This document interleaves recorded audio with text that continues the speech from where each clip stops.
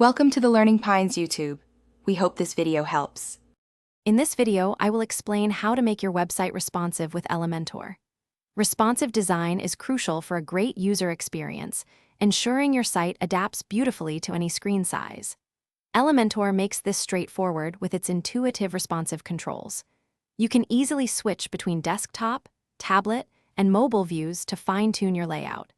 We will cover how to adjust various elements to look perfect on every device.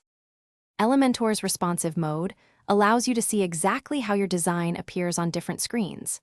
Simply click the responsive icon at the bottom of the editor to toggle between desktop, tablet, and mobile views. From there, you can adjust column widths, element alignment, and even hide entire sections or widgets. This ensures your content is presented clearly and effectively, no matter the device your visitors are using. For even greater control, Elementor allows you to set custom breakpoints, giving you flexibility beyond the default 3. You can also fine-tune typography settings, like font size and line height, for each device individually. A powerful feature is the ability to reverse column order on mobile, which can significantly improve content hierarchy and user experience on smaller screens. These advanced tools help you achieve a truly polished, responsive design.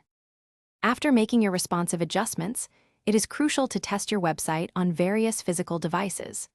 This ensures your design translates perfectly across different screen sizes and operating systems.